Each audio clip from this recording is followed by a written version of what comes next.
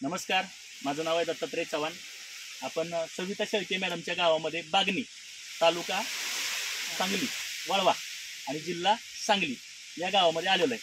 तर ह्यांनी पाठीमागच्या 6-7 महिन्यापासून आपले सनेज ऑर्गॅनिकचे काही प्रोडक्ट वापरायला चालू केले. त्यातील फक्त 2 आळवणी आणि 2 फवारणी एवढेच प्रोडक्ट आपण ह्या ऊसाला वापरलेले आहेत. तर ह्याचे त्यांना अफलातून लेवलचे रिझल्ट आले असं त्यांचं म्हणणं आहे, बरोबर? तर मॅडम, ह्या ऊसाची लागण किती महिने झाले टोटल? 10 महिने झाले. टोटल 10 महिने. आणि आपलं सनेजचे जे काही प्रोडक्ट चालू केले ते किती महिन्यापासून चालू केले? सुरुवातीपासून का काही लेट झालं तुम्ही? लेट केल्यात. ऊस 3 ते 4 महिन्यात झाल्यानंतर मी ह्याला 2 आळवणी आणि 2 फवारण्या घेतलेल्या आहेत. ओके, म्हणजे फक्त ह्या 6 महिन्यामध्ये फक्त 2 आळवण्या आणि 2च फवारण्या घेतल्यात. हो. म्हणजे आपलं शेड्यूल तुम्ही 100% फॉलो केलेलं नाही. नाही, तरी देखील हा रिझल्ट आहे, हो. बरोबर? तर बघूया आपण या ऊसाला एका जागी फुटवे किती आले. ओके, 1 2 3 4 5 6 7 8 9 10 11 12 फुटवे आलेत. मला असं वाटतं हे जर सुरुवातीपासून दिलं असं अजून फुटवा वाढवण्याची चान्स जास्त होते, हो. बरोबर?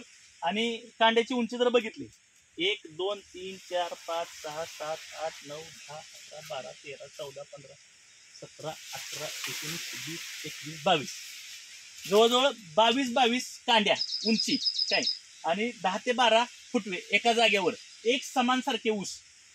आणि मला असं वाटतं अख्ख्या रानामध्ये कुठेही बघितलं तर एकसारखे सगळे ऊस दिसतात, बरोबर? बघा सर, आजूबाजूला कॅमेरा पण फिरवून बघा, दाखवू शकता, तिकडे बघा.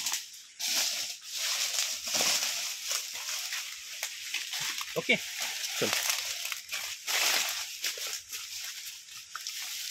तर ह्या मॅडम आहेत सविता शेळके. सांगली जिल्ह्यामध्ये खूप मोठं काम आहे ऑर्गॅनिकमध्ये. बऱ्याच दिवसापासून, बऱ्याच वर्षापासून काही चांगल्या नामांकित कंपन्यांबरोबर पण काम केलेलं आहे.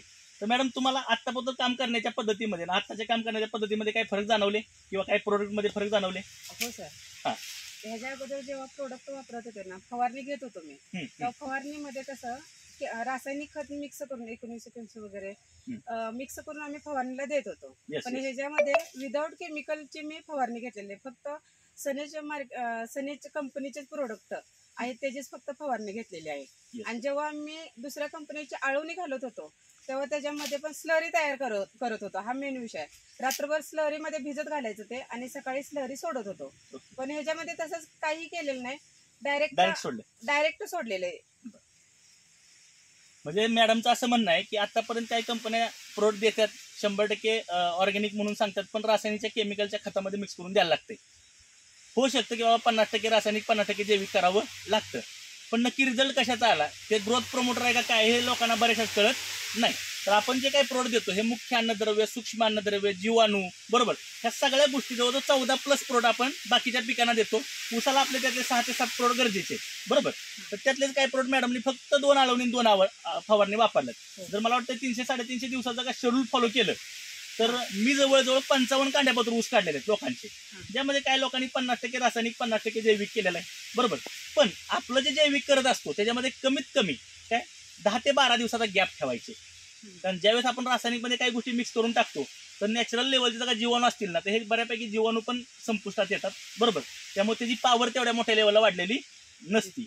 किंवा कीटकनाशक, तणनाशक ज्यावेळेस आपण फवारत असतो त्याच्यामध्ये ऑर्गॅनिकच्या काही प्रोडक्टमध्ये ना थोडासा गॅप ठेवला तर रिझल्ट चांगले येतात.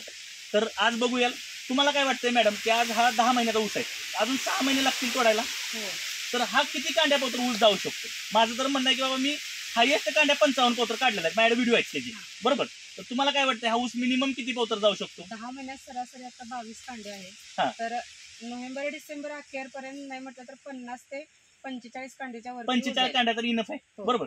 ओके. तर तुम्ही आपले काही प्रोडक्ट वापरून संतुष्ट आहात?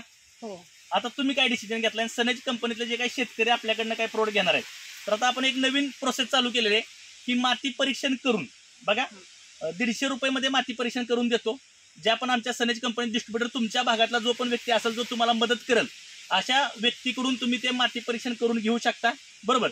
आणि ते माती परीक्षण केल्यानंतर तुम्हाला आमच्याकडनं काही ग्रुपमध्ये ऍड केलं जाईल. काही ॲग्रिकल्चरचे काही ट्रेनर असतील त्यांच्याकडनं तुम्हाला सोल्युशन दिले जातील आणि त्याच्या माध्यमातून आपण तुम्हाला 1 2 3 वर्षामध्ये पहिल्यांदा सुरुवातीला तुम्हाला आम्ही ऑर्गॅनिक सर्टिफिकेटमध्ये आणण्याचा प्रयत्न केला असेल, बरोबर? ज्याच्यामधून तुम्हाला रेसिड्युअल फ्रीमध्ये आणलं जाईल आणि लवकरात लवकर तुम्हाला 100% ऑर्गॅनिकमध्ये पण आणलं जाईल. आणि ज्या पण लोकांचं 100% ऑर्गॅनिक प्रोडक्ट असेल तर आज मला असं वाटतं की कंपनीमध्ये आम्ही 6-7 वर्ष झालं काम करतो, तर 3 ते 4 वर्षापासून आपण ऑर्गॅनिक हळदी पावडर जवळजवळ 15 लाख डिस्ट्रीब्युटर लोकांना देतोय, बरोबर. आणि त्यातले मी म्हणतो 5 लाख 10 लाख लोक तरी का होईना पण वापरतात, बरोबर. ऑर्गॅनिक गुळ पावडर वापरतोय, ऑर्गॅनिक ग्राउंडनट ऑइल वापरतोय, तर मार्केट खूप मोठं आहे, बरोबर. पण तुमची सेंद्रिय करण्याची तयारी पाहिजे, तुम्हाला सेंद्रियमध्ये न्यायची तयारी आमची आहे. फक्त तुम्ही सनेज कंपनीला फॉलो करा. आम्ही सांगाल त्या गोष्टीचा तुम्ही फॉलो केला तर आज शेतकऱ्याचं कल्याण झाल्याशिवाय राहणार नाही. आणि आता इथून पुढे सेंद्रियकडे वळण्याची खूप काळाची गरज झालेली आहे. आज जर का आपण नाही वळवत, आपल्या जमिनीमध्ये 1 ग्रॅम मातीमध्ये 3 ते 5 कोटी जीवाणू पाहिजे, 70-75 लाख सुद्धा जीवाणू नाहीत. गांडूळचं बैल एकरी कमीत कमी 10 लाख पाहिजेत, तर आज शोधून 10 गावत नाहीत. आणि ह्या 2 गोष्टीशिवाय आपण शेती करू शकत नाही. तर लवकरात लवकर आपल्याला त्या गोष्टी वाढवायच्यात. कारण रासायनिक खतं जरी आपण टाकली तर त्या खताचं अवेलेबल फॉर्म तयार करून झाडाच्या मुळापर्यंत पोचवायचं काम जीवाणू करतो. आणि हे बऱ्यापैकी आज लोकांना माहीत नाही आणि जीवाणूशिवाय शेती करू शकत नाही. आणि म्हणूनच आज आपल्याला 100% रासायनिकमध्ये फक्त फवारणी केल्याशिवाय उत्पन्न येत नाही. तर माझ्याकडनं तुमच्या सगळ्या शेतकरी बांधवांना रिक्वेस्ट असेल तर तुम्हाला जर का तुमच्या मुलाबाळांना एक चांगली जमीन जर का लवकरात लवकर द्यायची असेल, बघा त्यांच्या करिअरसाठी जर का तुम्हाला खरंच शेतकरी म्हणून जर का त्याला चांगले दिवस आणायचे असतील तर तुम्हाला लवकरात लवकर ऑर्गॅनिक फार्मिंगमध्ये वळणं काळाची गरज आहे. आज गव्हर्नमेंट सुद्धा त्याच गोष्टी फॉलो करते, त्याच गोष्टी लोकांना सांगते, बरोबर. काही लोकांचे व्हिडिओ पण आहेत खूप मोठ्या लेवलचे की ऑर्गॅनिक फार्मिंग काळाची का गरज आहे. पण तर देखील जर आज आपल्याला काही कळत नाही तर आपण स्वतःच्या पायावरती स्वतः कुरडा मारून घेतोय. तर wish you all the best तुम्हाला असेल. आणि सनेज कंपनीला थँक्यू की 100% सेंद्रिय शेती करण्यासाठी आज एवढी मोठी यंत्रणा कंपनीनं राबवलेली आहे. फक्त त्या गोष्टी काय आहेत काय नाही हे जर समजून घ्यायचं असेल तर हा माझा चॅनल आहे सनेज ऑर्गॅनिक फार्मिंग म्हणून. माझं नाव आहे दत्तात्रय चव्हाण. मी ऑल महाराष्ट्रामध्ये काम करत असतो, पण त्या पण सांगली, सातारा, कोल्हापूर जिल्हा ह्या जिल्ह्यामध्ये